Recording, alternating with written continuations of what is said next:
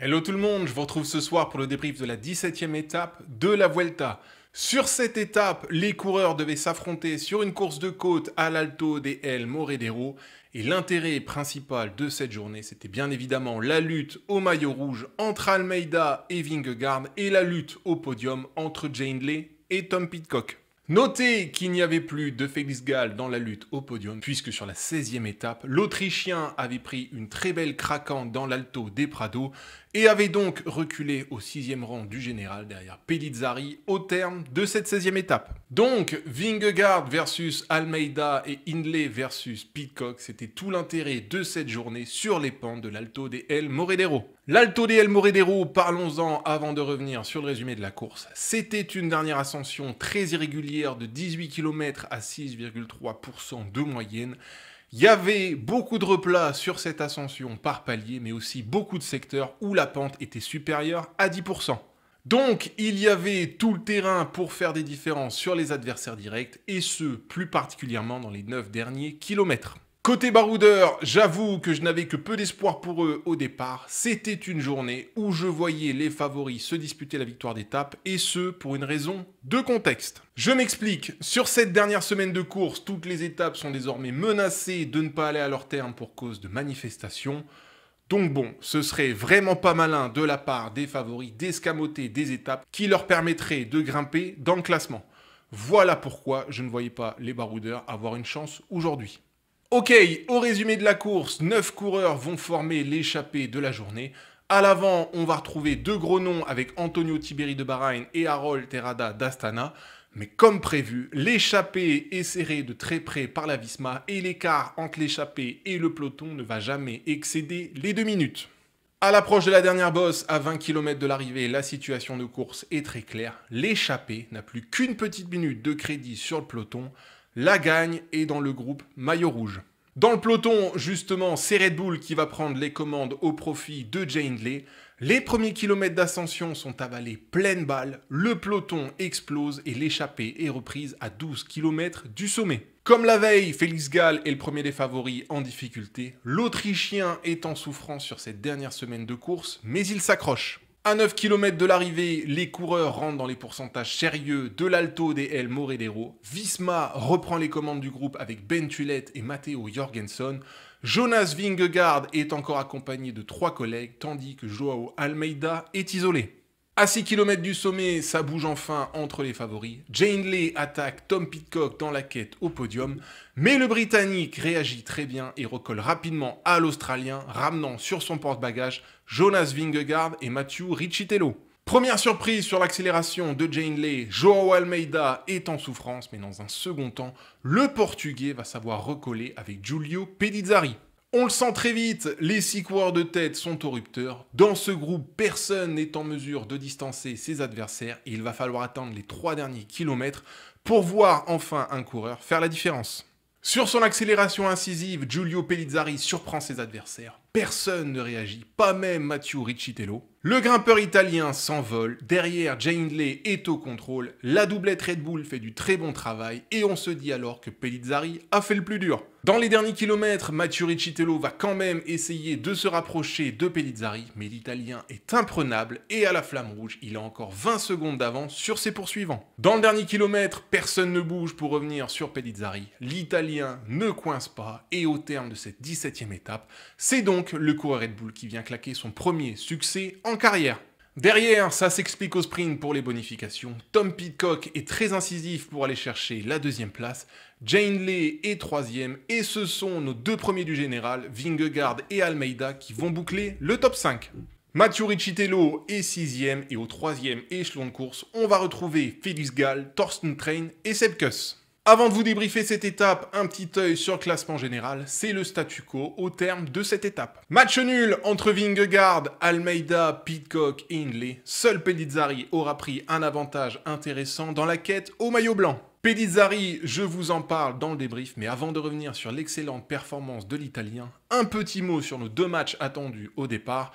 Almeida versus Vingegaard et Pidcock versus Hindley. Aujourd'hui, je voyais bien Almeida et Vingegaard truster les 2 premières places de cette étape, mais en fin de compte, forcé de constater que nos 2 grands favoris de cette Vuelta sont cramax sur cette dernière semaine.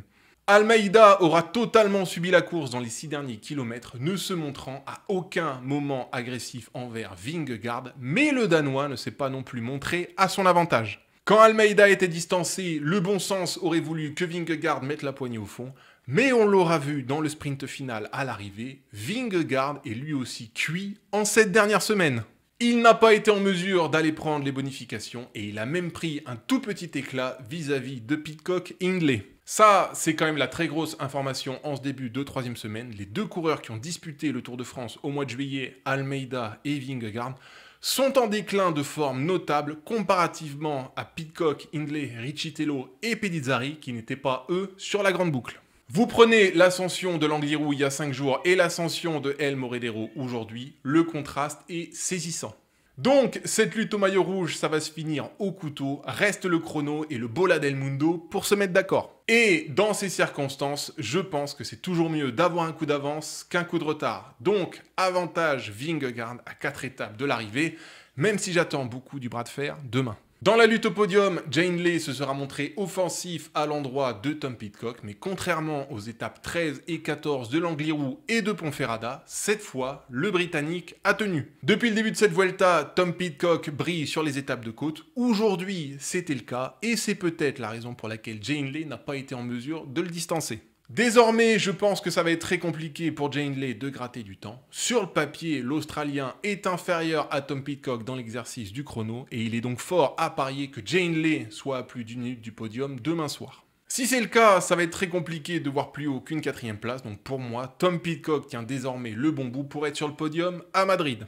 Et enfin, un dernier mot sur Giulio Pellizzari et Matteo Riccitello. L'Américain m'impressionne sur cette Vuelta. Il montre enfin une régularité qu'il n'avait pas su avoir l'an passé. Et ces dernières semaines, on sent bien qu'il a pris beaucoup de maturité dans sa façon de courir. Physiquement et mentalement, il a grandi, ça c'est indéniable. Et il s'affirme désormais comme un leader solide du World Tour. Alors bien sûr, il faudra qu'il confirme sa Vuelta dans les années qui viennent. Mais je pense que Matteo Riccitello tient désormais le bon bout. Et pour Giulio Pellizzari, j'en viens à l'une des très grandes révélations de cette année. Il est monstrueux, juste monstrueux. 21 ans, 2e saison pro, 3e grand tour en carrière, 2e grand tour sur une même saison, 6e sur le Giro et pour l'instant 5e de la Vuelta plus une étape. Qu'est-ce que c'est que cet alien ? Il est hyper régulier et il est hyper consistant. Il brille tout en faisant le taf pour ses leaders. Roglic sur le Giro et Jay Hindley sur cette Vuelta. Il prend donc du vent très régulièrement et ça ne l'empêche absolument pas de briller au général et même désormais de claquer une étape. Red Bull a mis la main sur un joyau. À ce niveau-là, il a tout dès l'an prochain pour être sur le podium d'un grand tour. Alors, je suis quand même très curieux de voir comment il se comportera sur le chrono de demain, mais pour l'instant, pour moi, il n'a aucun point faible dans son arsenal.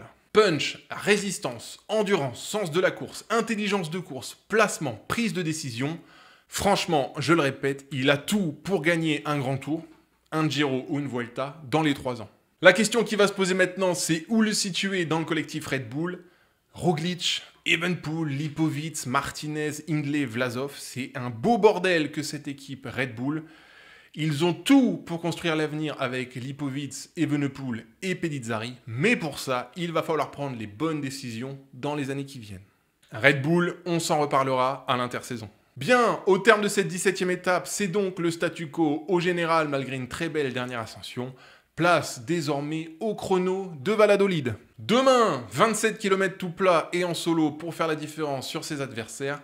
Et dans la lutte au général, ça va être au couteau. Vingegaard et Almeida sont en fin de cycle en cette 3e semaine et je vois maintenant très mal qui peut prendre le dessus sur l'autre. Dans la lutte au podium, pour moi c'est un petit peu plus clair, je vous dirais avantage Tom Pidcock vis-à-vis de Jay Hindley. Et dans la lutte au maillot blanc, m'est d'avis que Giulio Pellizzari sera supérieur à Matteo Riccitello. Riccitello qui devra très certainement se concentrer sur Félix Gall dans la lutte à la 6e place. Si je fais un pronostic concernant la victoire d'étape, je miserai plutôt sur un spécialiste que sur un gars du général. De fait, Bruno Armirail, Alex Segart, Dan Houle, Jevine et Stefan Kung sont peut-être les mieux placés pour l'emporter.